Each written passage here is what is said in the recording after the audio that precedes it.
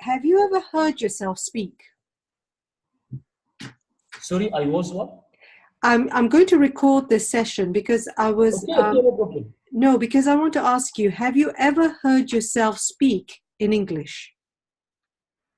Have you ever, sorry, I can't hear this word. Sorry. Yeah, I'm sorry. Have you ever heard yourself speak English? Has No. anyone ever recorded you speaking? No. I didn't record and I didn't hear myself ever before. So you have never heard yourself. Okay. Yes. Right. But my colleague hear me, by the way. Your? My colleague hear me. My colleague in the work and my wife hear me. All right. I understand. But you know, the thing is, one of the things I do in my coaching clients in my coaching programs is I do a lot of recording of you, of my clients, because the more you hear yourself, so you have an idea in your mind of how you speak, but it's always important to hear yourself. And many of us don't hear ourselves. We hear it in our minds, but not in we don't hear it audio. And it's always a revelation to find that you are actually better than you think. But people will tell you, oh, maybe, but because they perhaps have unrealistic expectations. But we'll talk about it a bit more later. Mahmoud, what I wanted to ask you, thank you for sharing. As a senior financial analyst, what is your sector? I'm interested. You research, you're an analyst, but in which sector? Yes. Real estate and construction sectors. Oh, right. Fantastic. Interesting. So real estate and construction. And by the way, it is the most important sector in the Middle East. Because as you know, we are still developing the countries and a lot of work in these sectors are performed at present. Oh, right. In all of the countries. And you are based in Saudi Arabia still. You're still in Saudi Arabia. You moved from Egypt to Saudi Arabia. I'm Egyptian. Yes. And most of my life in Egypt. Right. But now, for some months, I have a task in Saudi Arabia. But after 2 to 3 months, I'll come back again to Egypt. All right. So at the moment, you're in Saudi just Yes. for a short project. Yes. Okay. So you're but otherwise you are based in Egypt. And do you work for an Egyptian bank? Do you work for an international bank? No, investment bank. You're in an investment bank. And is it an Egyptian bank? Yes. Egyptian investment bank, not regulated bank. It's not regulated? In Egypt, your investment banks are not regulated? Yeah, it is regulated, but obviously, as you know, the banking in our finance is subdivided to 2 sections: regulated section and the shadow banking system. Regulated system, like Bank of America, like Commercial International Bank in Egypt, and the shadow banking system, something like Morgan Stanley. Of course, our company size is much smaller than this level, but I try to show you the difference between the 2 concepts. Yeah. Okay, great. So Thank you. I don't work in a bank, but you can say in investment company. Great. Mahmoud, thank you very much. Because I also private equity and investment banking, something like this. Exactly. Okay, great. So I'm very interested in that because I have a background in finance. So I used to work for investment banking. So now, okay, so Mahmoud, tell me this. So you're saying that you have to, so at the moment, as a senior financial analyst, you said that. By the way, I graduated in the last month to assistant manager. Into assistant manager. So are you're senior management now? Or? Not in the senior management. As assistant manager, you can say it in our company like a middle management. Middle management. So you're a middle management. Great. Well, congratulations. So you did a lot of you qualified, and all the qualifications you did were in English, you said? And no, in English, no. But in finance, yes. Yes, in finance. So you know, the qualifications you took, you told me you took the CFA, you took your different exams for similar to an MBA, and they were done in English. It is more difficult than MBA. CFA is the 3rd difficult exam in the world, by the way. CFA Institute in America. Right. CFA And you did that in English? Of course, yes. It is 10 subject, 10 book. Every book has 600 pages, something like that. By the way, I passed the level 1 and passed the level 2, and now I am level 3 candidate. So that's superb, considering that you've done this all in English. So as you say, your reading and writing is at that level. So that's great. Let's talk about your speaking, which you think is intermediate and not good enough, and I need to be more fluent and I need to be more proficient. All right, can you tell me a bit more about the circumstances where you have to communicate, but give me specifics. So the circumstances where you have to communicate, what are you communicating and who are you communicating to? Okay, let me tell you that my colleague in the company, some of it are Arabic speaker like me, and some of it are expat. Okay? Sorry, I didn't catch the last bit. They're Arabic speakers and they are? Expat. Not Arabic expats, yes. Yes.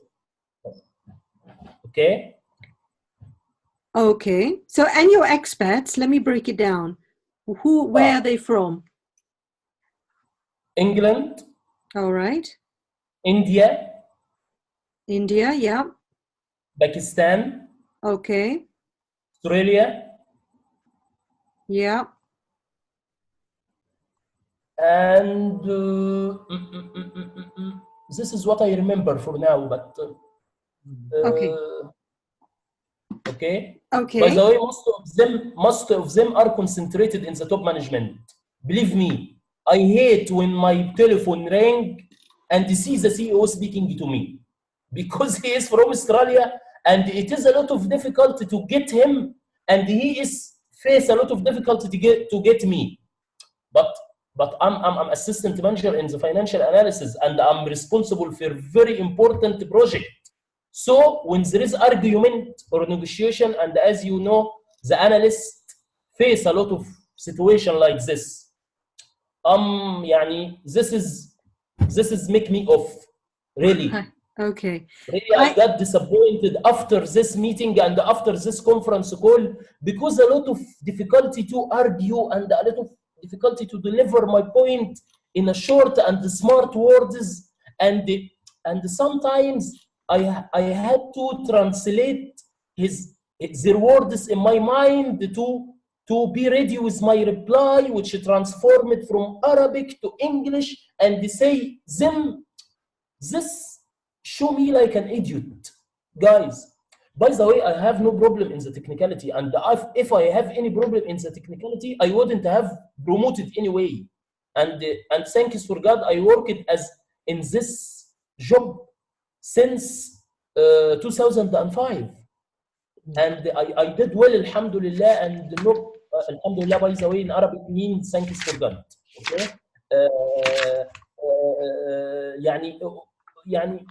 In the work, everything is good, but the problem that I faced is that in my first 7 years of experience, most of communications and most of report and everything, we can say all of it was in Arabic, and this was a problem. Furthermore, my educational background was totally in Arabic. By the way, I started the journey in English by studying CFA in 2008. In studying CFA, CMA, CFTE, all of these certificates, I worked in 2 areas. I learned English and I learned finance. Of course, I went well in the finance, because, as you know, I think that the finance is a sprint. Study it for some months and you will get everything. But I think that English isn't a sprint. It is a marathon, or something like marathon. It needs a lot of time, a lot of period. By the way, I like the English, and I didn't hate it, but I actually hate my problem in not moving from the intermediate or from my level. I don't know if it is intermediate or not, but definitely I'm not fluent. I know myself well. I'm analyst. The fairness should be available at my side. Okay? Mahmoud, let me ask you a question. Another question I have. By the way, you are fluent because you've been talking to me for the last 10 minutes and you're able to have a conversation to explain to me your concerns. So one thing I want you to say is, yes, you are fluent, you're able to speak.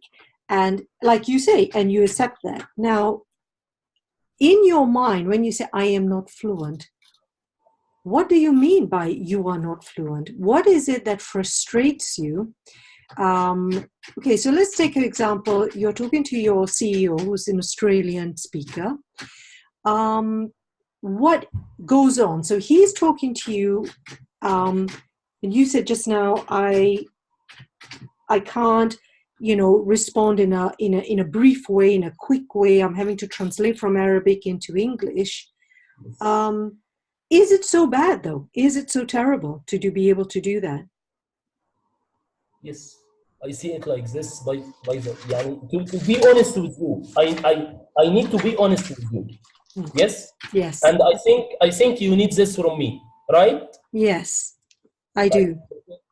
By the way, I'd like to explain or to clarify something to you, that my peers or my colleague, most of them are EUCN. EUCN means graduated from EUC. We say it like that in Egypt and in Arabic. If any people, EUC is the American University in Cairo. Sorry, so AC, so the American University of Cairo, right? Yes. So most of my colleague is EUCN, is English in a different higher area. Okay? And of course, most of them graduated from English section, and its education along their life was in English, not like me. Okay? So you didn't graduate from the AUC? No. But most of your colleagues did.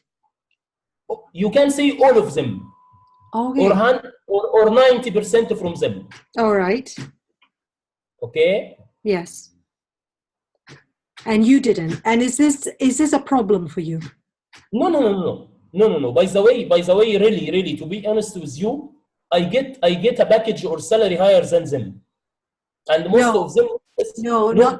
not so much about the position, but the fact that they had the benefit of having going through a university degree in English. So do you feel that puts you at a disadvantage when it comes to English? Not in terms of your job and your career prospects, but in terms of the English. Shufi, in our career, they focus more in the result, not in the reason. All right. If you are fluent in English, it is very good. I don't care where are you from graduated. Where is the university you are graduated from? I don't care. By the way, all of manager in the interview forget your university if you are CFA charter holder. They didn't ask about your graduation. Okay, so Mahmoud, why did you give me this information then? Because I try to clarify to you that their English is very, very perfect. I know, but you just told me, but that's not a problem. That's not an issue. Yes. I think so. So now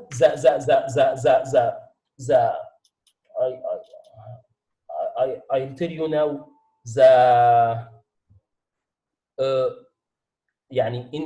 in the market, a researcher must be fluent in English.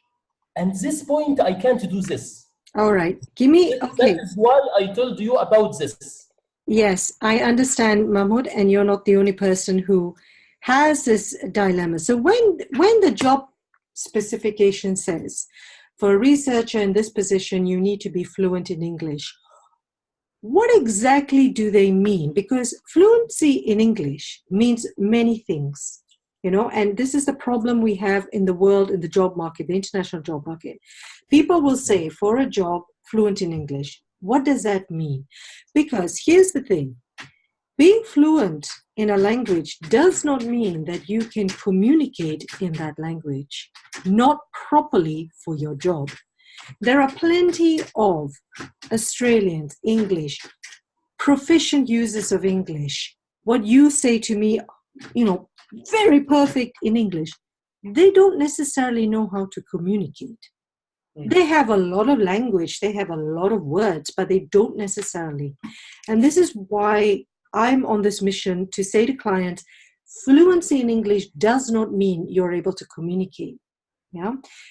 When you look at these job specifications and they go fluent in English, do they give you examples of what they are expecting you to be able to do in English? Or do you have no idea? Because, if you say, I need you to be fluent in English, what does that mean? Does that mean that in your position as a research analyst, I have to be able to have a meeting and be able to explain the results of my research, the analysis I've done of a particular company? Now, if I were to ask you that, Mahmoud, are you able to, so you're in real estate and construction, you take a particular company, you do the analysis, you do the financial analysis, and you present your results, your findings. Are you able today to be able to talk about your findings? And how is the response when you do that in English? What do people, how do they explain to you? Are you able to do that? Okay. Of all the attendants are Arabic speaker, I was at a very, very, very good level. Okay. But if there is one or two English, not Arabic speaker, so I must speak in English. Okay. Yes. So my level will be far below than what I did in Arabic. Okay, so if everyone in the meeting are Arabic speakers, obviously you'll speak in Arabic. Yes. Right? So that's not a problem. My mother tongue. But the moment there are non-Arabic speakers, of course, you have to then move into English. Yes. Okay. So my English is decline. My level is decline. My skills in the presentation is decline. My skills in the communication is decline. My skills in the argument is decline. Why, Mahmoud? Because I can't argue in English like in Arabic. I can't clarify in English like in Arabic. And I can't explain and present in English like in Arabic. Right, okay. Arabic, of course, is much better than English at my side. Of course.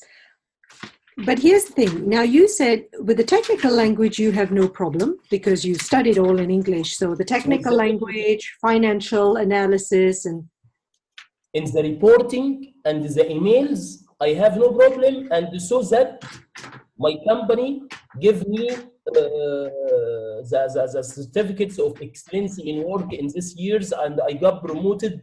Of course, in email and writing report, I think I'm not perfect, but I think I can say that I am good. It can work. No problem. So in your writing, great. So before you prepare for these meetings, do you write something in English before you present in English? No, in my work, you mean in my work? No, in these meetings where you're now going to present your findings, your research, your analysis. And if there's a few English speakers, non-Arabic speakers in the meeting, you now have to present verbally your research. Do you have something in writing in front of you? The presentation or the report only. Okay. Have you ever thought of preparing something short to help you present in English? You have the language, Mahmoud. Yes. I didn't do this many times, but I'm sure that sometimes I did this and it helped me much. Right. So one way of dealing with that problem in feeling confident that I can is preparing something on top of your research paper. Just to say, just having a brief summary of the main points you want to present and having some language in English that is going to help you to present that. So you've tried it before and it helped you communicate. It helped me in the presentation, but by the way, it doesn't help me in answering the Q&A after the meeting. There is a lot of argument, a lot of discussion, and a lot of a question which you didn't expect it. So when the question or when the point that come to the table isn't expectable at your side, here the problem will be. Okay, so what is the problem with the questions? Let's analyze that question. What's happening? You don't understand the question? Sometime I didn't get it quickly.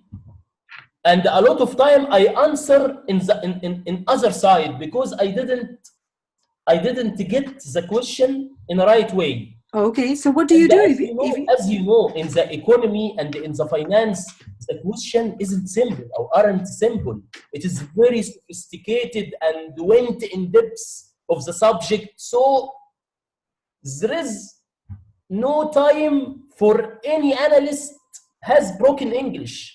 In this meeting, you are meet with the businessmen and the top management and they can be patient and will not give you times to learn English.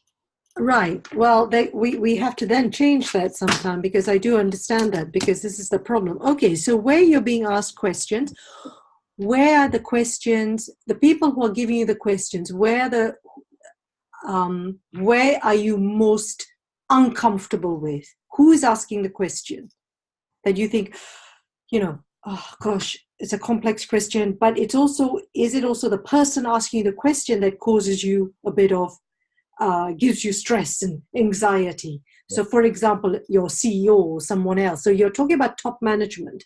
So top management are, like you said to me, a lot of the expats, right? Your Pakistanis, your Indians, your English, and your American. Okay. So what exactly worries you? The complexity of the question or the person who's asking you the question? Not this or that, but I think that my problem concentrated in that I didn't get the question quickly, right? And the meaning quickly, and I take a bit more time to answer. Yani, when I compare this to my colleague, they get the question very quickly, they can answer very quickly. The technicality, okay, no problem about it, but the way of speaking, okay, the way of speaking, you ask me, and in the same moment I answer you, yani, because I'm ready. By the way, I need to say something like any words that will solve the problem. I know it in Arabic, but the problem is that I can't know it in English, and to think about its meaning and can deliver its meaning, it takes a lot of time to deliver this. And at the end, the final result is you are not good in the presentation skills or the argument skills. And it's not good. You don't have the coping strategies. So there are coping strategies that you can use, and it's a question of analyzing carefully what is going on when you ask the question. Here's the thing: complexity of the question, answering the question quickly. There's a lot of pressure that people think, oh, I need to answer this question quickly. What happens? So answering the question quickly, so for me, it sounds, just listening to you saying, oh, the ability to answer that question quickly, and then finding the right words and finding the right expressions. There's a lot of stress there, because, you've got a lot going on in your mind. And what happens at the moment now, Mahmoud, if you haven't understood the question completely? What happens now? I asked him to repeat it again. All right, to repeat it. So you do ask. And then what happens? When they repeat it, do you understand it? Sometimes yes, and sometimes no. I asked him for the third time to repeat it again. Okay. Sometimes I get it. We did this, me and you, now. Sometimes I didn't get the question, and I asked you to repeat or say this word because I didn't understand it. Okay, and what is the response, the reaction from them when you ask them to repeat? to be honest, I didn't see any bad response. Okay. By the way, along off of my career, there is no one, or I didn't remember that many times I get something like your English is bad, please improve it.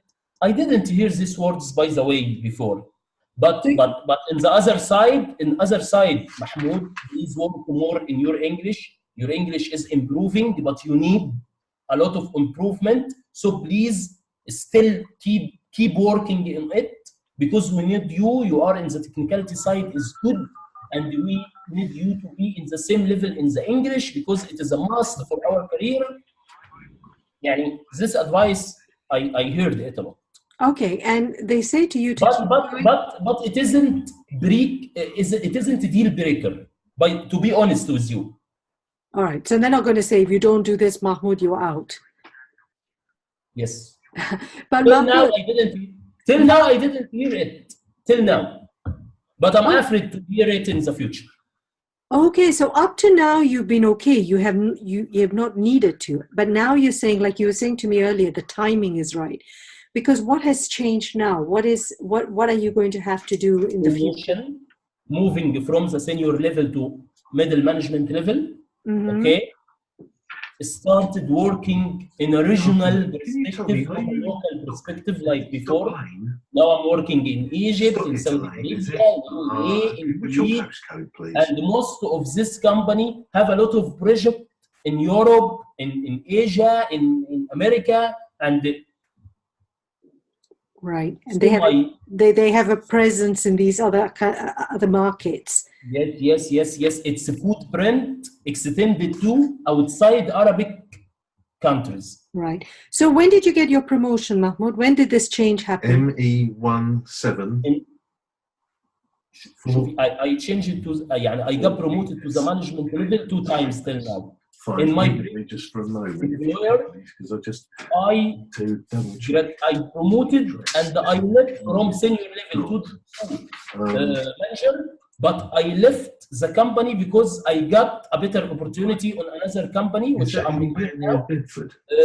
I moved to this company in February 2003. Makes sense then, or they've given you the wrong February 2018. Surgery. No, 2017. Oh, 2017. Okay, thank you very much. I'll have to give but as a senior, not as a manager. Right. Despite I was a manager. I was a manager in my previous company. But now? My current employer, I moved as a senior.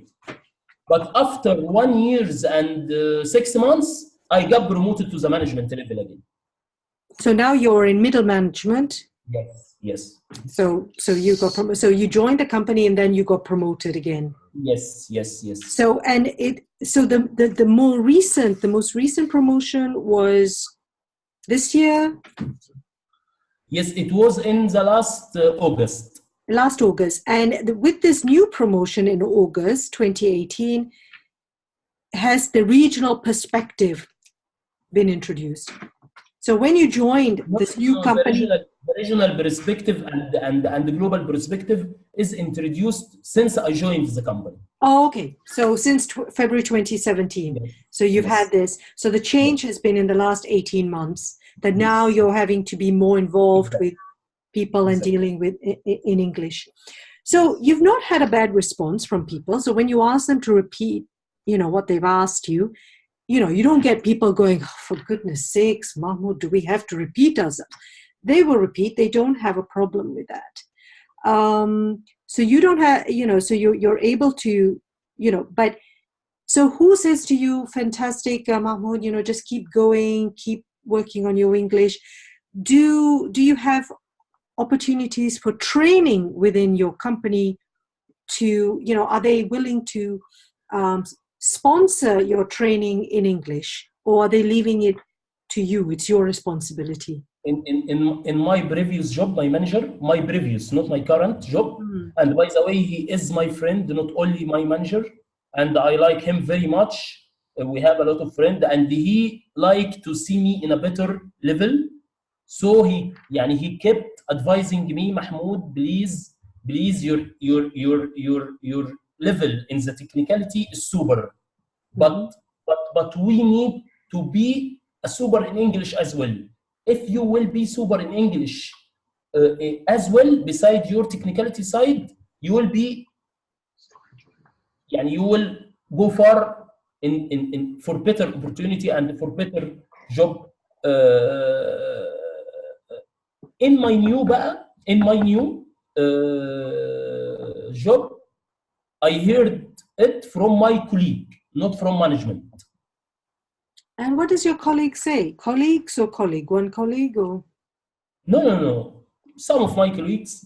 By the way, we are friends. And by the way, I'd like to confirm that most of it, it come as advice, not as they're not criticizing you. They're advising you. Yes. They are advising me. And by the way, most of it need me in the technicality side. And I give him all what I know in the technicality side, and I help them.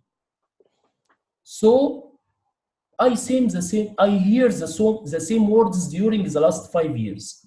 Mahmoud, your technicality is very, very good, but it should be matched with your English. Right. Or in another way, your English should be matched with your technicality.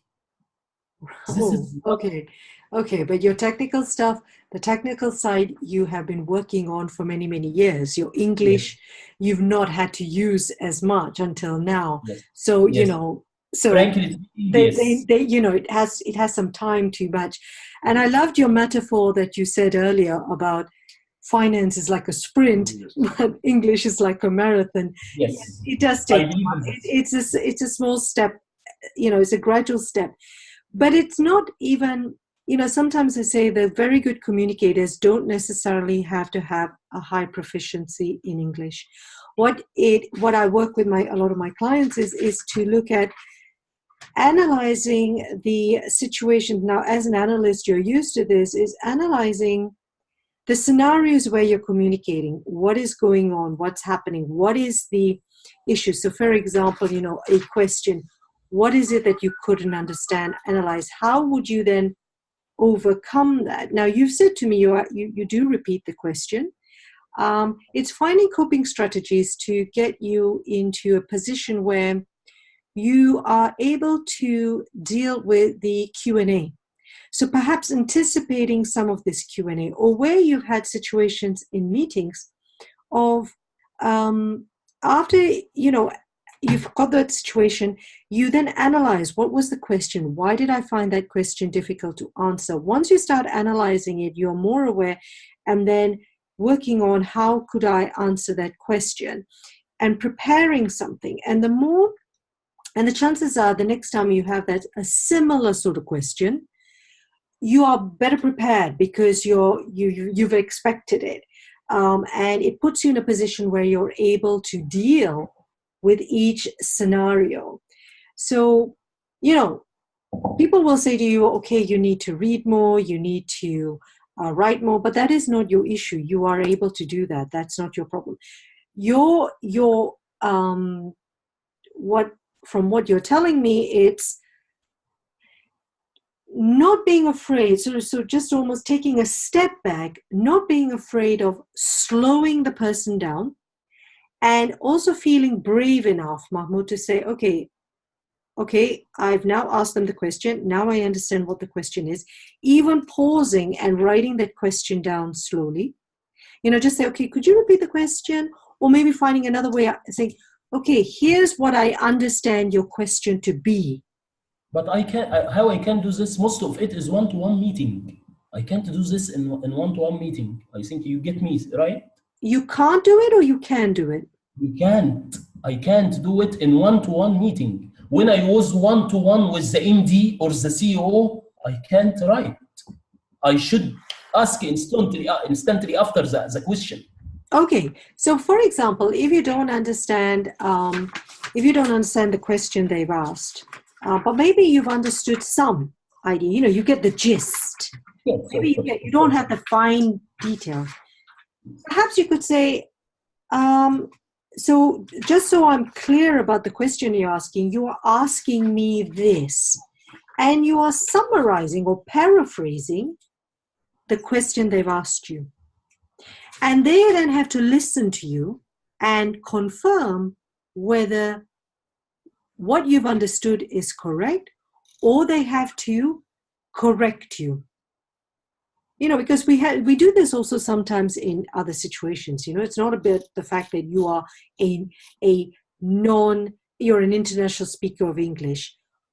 Sometimes, you know, someone asks a question and you think, okay, have I understood it? Now, before you immediately go, oh, I didn't understand that, sometimes one of the strategies could be to turn it around and go, thank you. So just so that I am clear, this is what you're asking me. Blah, this. Is that right? This gives you also time, Mahmoud, to think about how you're going to answer the question. And they will go, yes, Mahmoud, that's what I mean. Or no, not quite. What I mean is, and then you listen again, you go, this gives you some time. Mahmoud, one of the things a lot of people go, I want to be able to answer quickly. But to be honest, we shouldn't, and this is why I try and tell my clients is, let's not be afraid of giving ourselves time. And in fact, we think that giving ourselves time makes us look like we're not sure. It's not. Often giving ourselves time is giving us the critical time for thinking. And I don't think your CEO or top management should criticize you for that. What you are doing is thinking, okay, let me just think about this. Okay, this is my answer. Or, you know, this is what I have to say about it. So that's one strategy. Okay? By the way, most of the time I know the answer, but I don't know how to show it and how to express it in a good manner. Right. Okay. So this is the thing. It's a question of, you see, how I would work with a client if we were doing a coaching program, I would then ask you, part of your assignments would be, okay, imagine certain questions you've had, right, in the past. Okay. How would you answer those questions? And I would want you to prepare something. How would you answer those? And you would prepare something and then have to present it. This is how I've done it. Whether it's through an audio, you'd say, okay, I had a typical question like this, right? How did you answer it? This is how I did it. And then we would analyze, was that a good answer? What was the response? Okay, now how could you make it different? And then you'd be working on that. And it's only through working and analyzing the questions you've had in the past, how would you ideally want to answer? This gives you the time during coaching to think, this is how I could do it. And then you're gradually developing the confidence and also the language you need to be able to deal with those questions. You're going to have different questions, and every question we get is always going to be a challenge for all of us. But once you start looking at, so what I would do with a client is, okay, you've had a number of questions in the past, only you know them, I don't know them. Okay, so how did you answer them? How did you answer? And then maybe not writing, because writing is not a problem for you, but maybe you would record an audio piece on your smartphone and say, this is how I answered the question. Then we would analyze that and go, okay, and how were you satisfied with that? Well, what did you not like about it? What was the response? The response was okay, but I'm not happy with it. And I would question her, I'll go, why? What was wrong with that response? Why were you not happy? Did you miss something out? Did you not give them all the information? Or were you looking for a particular word? Mahmoud, without analyzing that, I can then say to you, Mahmoud, actually, that's a really good response. You see, the thing is, Mahmoud, we have an idea that we must be able to explain using some sort of language that sophisticated. But to be honest, the simpler, and I'm not saying simplistic, the simpler, the most easy explanation you can give is going to be helpful for everybody and for you. And it gives you that confidence that you get their response, you can see from them that how they're responding, and you go, oh, good. And it's like you say, it's your marathon, it's your step by step as you go. And that's what, this is how I would work with my clients, is you have to break it down. So what I would suggest to you is, take another time this happens, you have a question, analyze that question after that. Take a look at that question. Think about how you responded to it. Were you happy? Why were you not happy? And think about it and say, well, how could I change this? A lot of this work has to be done out separately from when you're in those situations. So a lot of the work I do with my clients is reflection, analysis, which is a lot of what you do. And then thinking, so how would I better deal with the next situation I get? When we reflect and when we look and when we test it, then we begin to see, oh, okay, I managed this situation then. Wasn't perfect, never mind, next time. But it's only when we analyze. And we cannot improve without knowing what the issues were. And the issues are not always going to be about you, Mahmoud. It could be that the person asked you, they spoke too fast. It could be the person did not explain themselves properly, and that happens, right? So it's not one-sided. You could sort of say to me, well, this is the question they asked. Maybe you can remember how the question was, and then you think, and you go, okay, and what was the difficulty there? Why could you not understand it?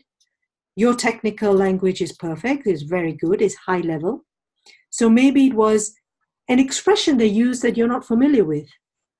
And why should you be familiar with it? Some people use idiomatic expressions. Yes.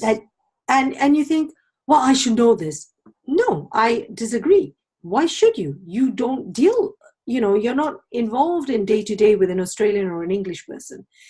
A lot of I say to my clients often, Australians, English speakers, American speakers need to also adapt their language to you as an Arab speaker of English. They need to understand and appreciate that some of their language is not going to be understood and shouldn't be. And so part of my coaching with my clients is to give you that confidence that it's not only about you. Great. It's about the other side also. And so what we do is having coping strategies for that. So you then sort of say, thank you. So I understand the question you're asking me is this correct? Yes, Mahmoud. Great. Okay. So let me start with, and don't be afraid of pausing. Pausing shows that you're thinking.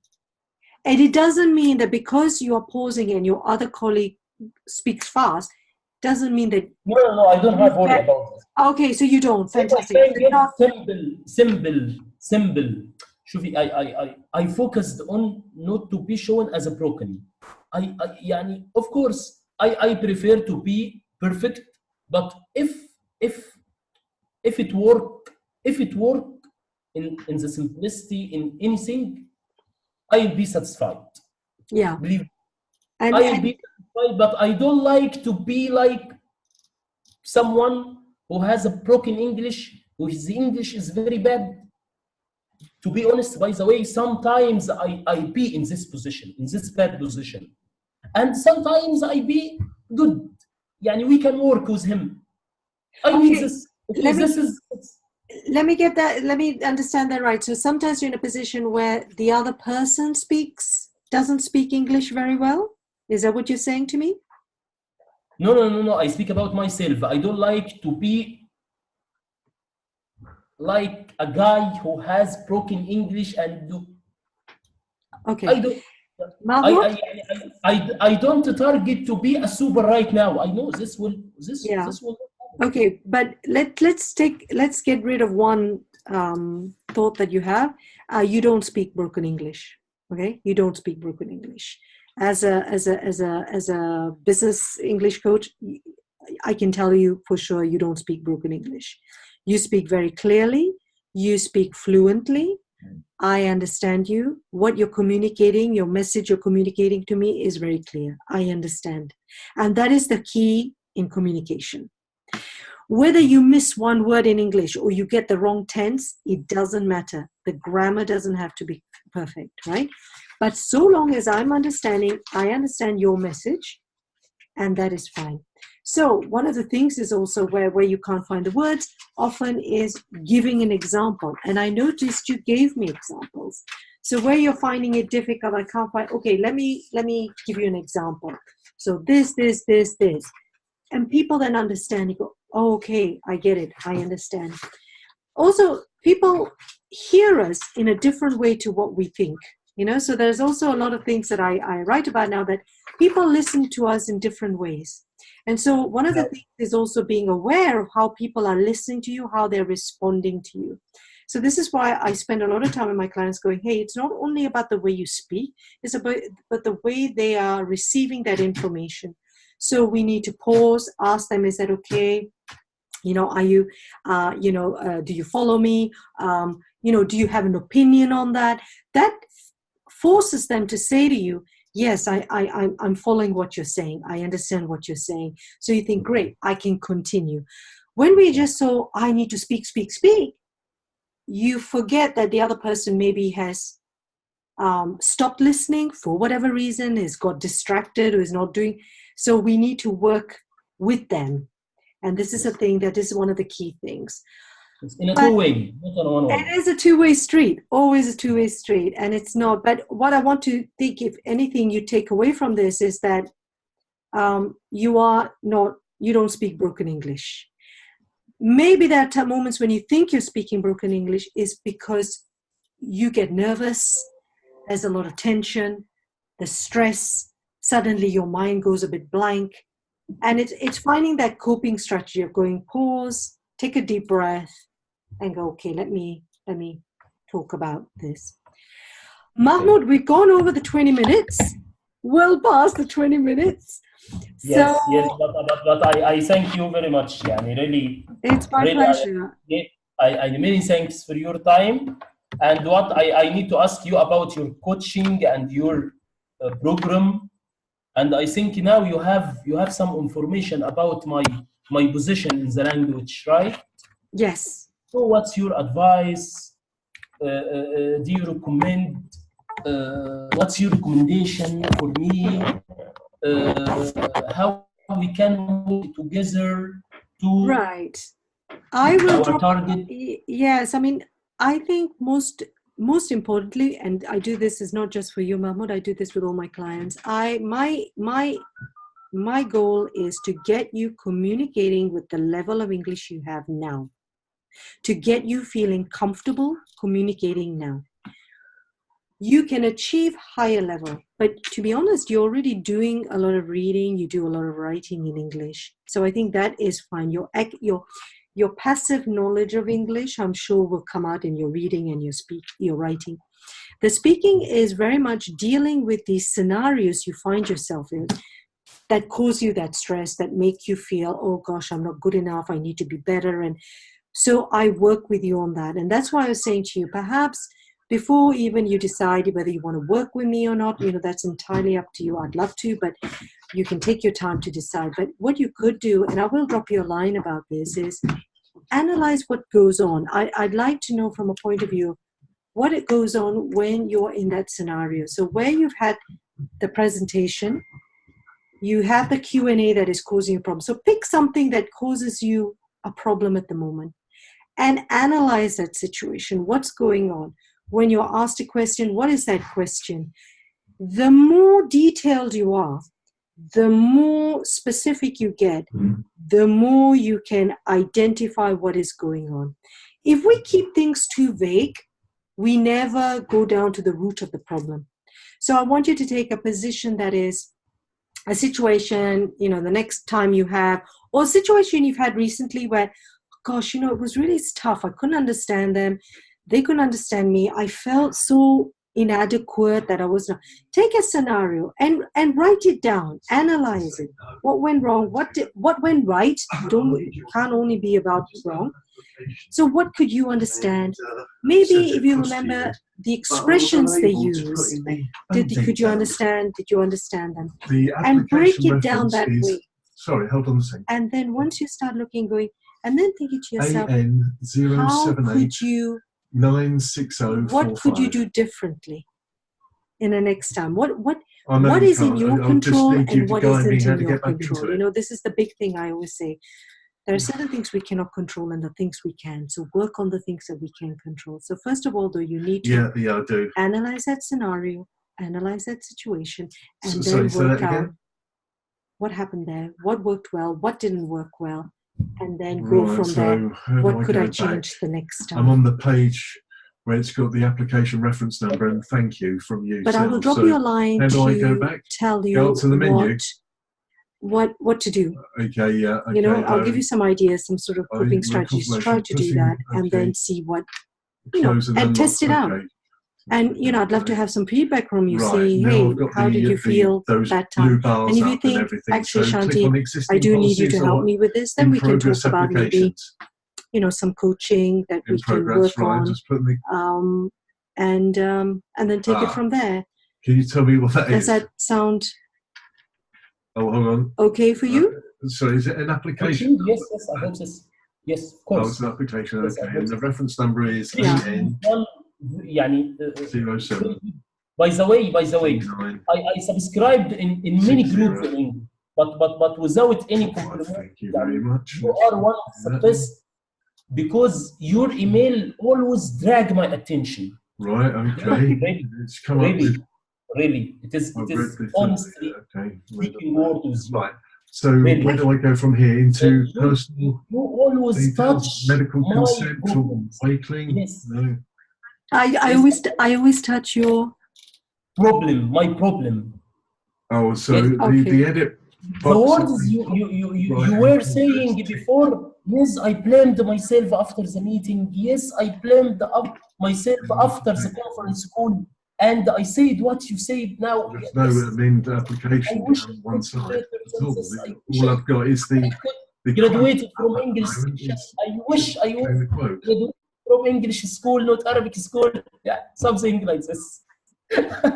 I know, and the thing is, we can feel like that, but it doesn't help us. It just to say, "Oh, I wish I could." Right. So the key is to say, "Okay, forget that. This is the position now. This is what we're going to do now." Do I have to click the edit let's button? look at the situations. And sometimes in our minds, it feels like, "Oh my gosh, it's horrendous." Okay. And that's why I always say to clients, break it down. I had a coaching program with a client. She said, "I don't understand anybody in my conference calls." No, we did a lot of analysis. I made her think about each person who spoke, and she realized actually she could understand half of them. And the person she could not understand was the American speaking. She could understand everybody else because the American, we then analyzed why. It's because the American was speaking too fast, didn't stop to check if everybody else was following her, and used a lot of idiomatic expressions. And because she was senior also, everyone was too scared to ask her questions. So there's a lot going on there. But she thought it was all about her. And I said, no, clearly there was a problem here. So we worked out strategies on how she could deal with those situations. And, you know, then you take it one step at a time and then you deal with that. Okay. Mohammed, it was an absolute honor and privilege to chat to you. And I hope this was helpful. I will give you a few ideas and go and try them and, you know, keep following me. And when you're ready, I hope to at some stage offer some group coaching calls also. So to have people in a group rather than just one-to-one, if it's maybe easier for you, then we can do that. So I'll be sharing a lot more with all of you on that.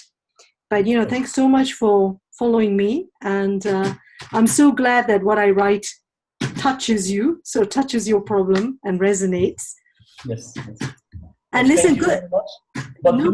Please, I have a last request in 1 minute.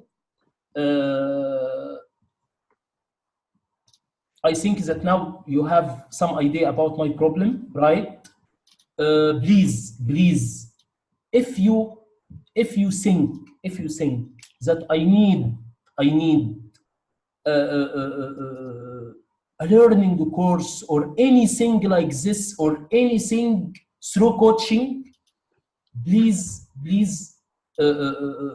I need to know it, and I'll appreciate your time if you can introduce to me through the email or through anything as per your time. What I need, if you have any customized or general program through one-to-one or through a group, what I need and what is the course I need. I speak about English now, okay, and the coaching in English now. يعني, what is the program I should pass through to can moving forward, okay? Because moving forward, really I need it at present. So I'll be very, very happy if I get anything from you or any program from you, customized or not, one-to-one or through group, and everything, fees, time, anything. Okay, so please let me know and to think about it and decide, because now you really, because I know it is a short time between us, but really I trust you, and I feel that inshallah you will help me in moving forward. So please take your time to analyze my situation and my case. Please consider me your case. Thank you. Tell me what's your advice, what is the program, what is the time, what is the fees, everything, and let me. I will, Mahmoud. Thank you so much. I need to move forward. I will. I'll suggest to you a proposal on what I think you could do.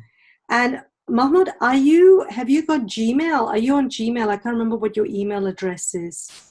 Yes, I can write it to you right now. Oh, you are on Gmail. No, that's fine. I've got it. I've got your email address. So are you familiar with Google Docs? Do you use Google Docs? Now we are speaking about something called Zoom. Yes, we're on Zoom, but do you use Google Docs? I used it for one time, but I don't know if I install it or not. I think it is easy to install it. No problem. Yeah, because if you've got Gmail, you've got Google Drive and stuff, because that's what, because I'll prepare a document and it will be on Google Docs, and then I'll share it with you. And so I'll put together something for you, Mahmoud. And then I write to you my mail again? No, I've got, yeah, great. Thank you. I saw that on the chat and I've got it. Okay. So I will be in touch with you, Mahmoud. But in the meantime, have a very good weekend. I know today's a holiday, right? Today's your day. Yes, Friday and Saturday. Yes. Is our yes, have a good weekend. And have a good week back at work. All right. Thank you so much.